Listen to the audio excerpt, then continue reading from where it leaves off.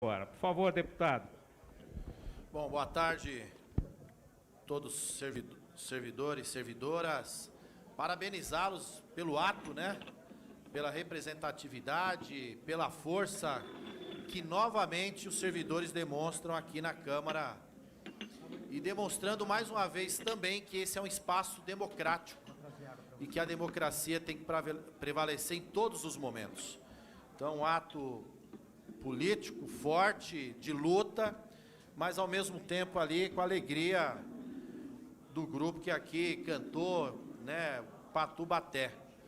Quero cumprimentar as entidades, o Rodinei da Fonacat, o João Paulo da Fonasef, a Laura aqui também conosco e parabenizar também, cumprimentá-la, todos os servidores do INSS que estão em luta, em greve, e que esse governo nega, né, dialogar, conversar, construir alternativas e propostas, porque o diálogo não é a característica nenhuma, né?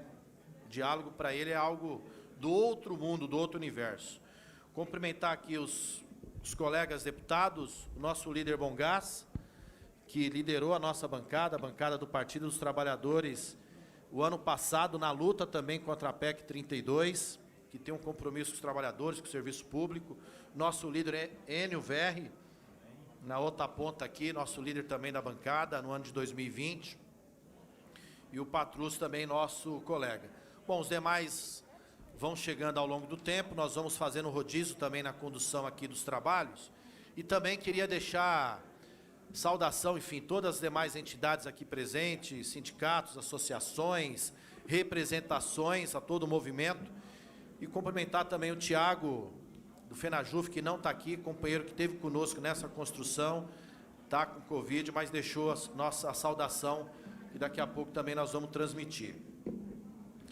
Olha, os servidores conseguiram aqui o ano passado um grande feito, porque esse governo vem desde o início conseguindo aprovar suas pautas aqui no interior da Câmara. E a primeira delas, que inclusive atacou todos os trabalhadores e os servidores públicos, foi também a reforma da Previdência, em 2019. Muitos achavam que eventualmente ele não ia aprovar, aprovou.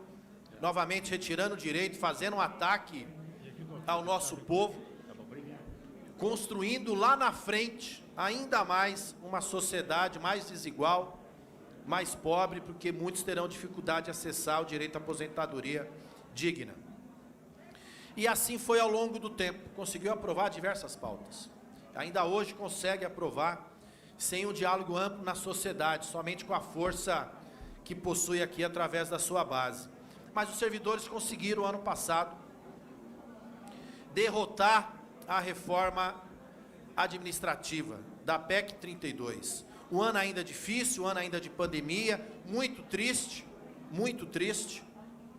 mas que os servidores se mobilizaram, marcaram presença não só no interior da Câmara, fazendo atos aqui constante na porta, né, de maneira reiterada, mas também nos aeroportos, nos estados, na rede social, nos comunicando, conversando com os deputados, e conseguiram ali impedir que ela fosse adiante. É verdade que ela passou na comissão, mas não foi ao plenário. Esse fantasma ainda está aqui. Esse fantasma ainda não foi embora. Por isso que a organização, a mobilização, a luta, ela tem que permanecer. Seja para garantir a derrota definitiva da PEC 32, seja pela luta digna da reposição salarial, né, um governo que ataca os trabalhadores, que ataca o serviço público, servidor público e serviço público, esses governos são inimigos. Literalmente são inimigos. E o servidor tem que compreender isso. Então aqui vocês que já compreenderam desde o início, mas nós temos que fazer que muito mais companheiros e companheiras entendam o que está em jogo. Se hoje a luta de vocês, esse ato é pela reposição, salário que foi corroído ao longo desse tempo, pela inflação, né, que está corroendo o poder de compra do nosso povo, tudo aumenta, e fica difícil para todo mundo. O Rudinei apresentou aqui um dado rapidamente de um livro que eles... É da entidade de vocês? Só não entendi que a gente...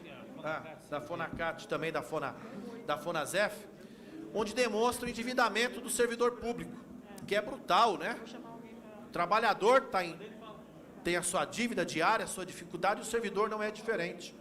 E o governo tem na lógica equivocada para atacar o servidor, dizendo que as carreiras têm privilégio, mas a realidade não é essa.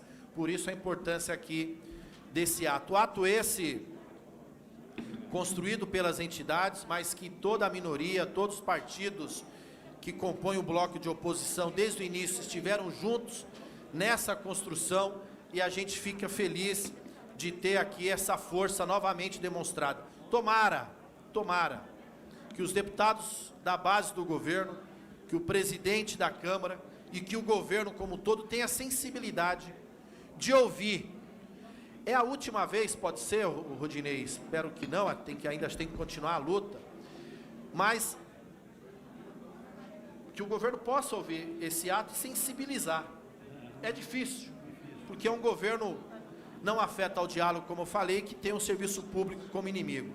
Mas, companheiros, companheiras, eu acho que nós temos aí uma missão maior também. O servidor público sentiu, e sente ainda hoje, mas sentiu desde o início, o quanto que esse governo quer acabar com o Estado brasileiro. E para isso ele precisa atacar o serviço público. Para isso ele precisa atacar os servidores públicos. Esse é o projeto em curso. Os inúmeros projetos que tramitaram em diversos momentos na Câmara, sempre tinha o servidor ali como alvo. Vira e mexe, vem alguma proposta que tem o servidor como alvo. É limitando o teto, é limitando o gasto, era o Pacto Federativo. Toda hora tem uma proposta para atingir o serviço público. Agora, se nós temos essa consciência de que ele quer derrotar o serviço público, o servidor público, enfraquecer o povo, o Estado brasileiro e atacando o nosso povo, nós temos uma missão. Nós temos uma missão, que é continuar a luta e garantir o que anunciou Alceu Valença aqui, cantado pelo Patubaté, que o novo tempo venha. Esse anúncio, que ele aconteça em outubro, para que de fato daqui a 6 a 7 meses a gente possa novamente mudar a nossa história. Porque é o Estado brasileiro que está em risco, e mais do que isso. Se a música foi composta no começo da década de 80, naquele momento bonito de luta pela democracia brasileira, nós temos que entender que tem alguns que querem a revanche.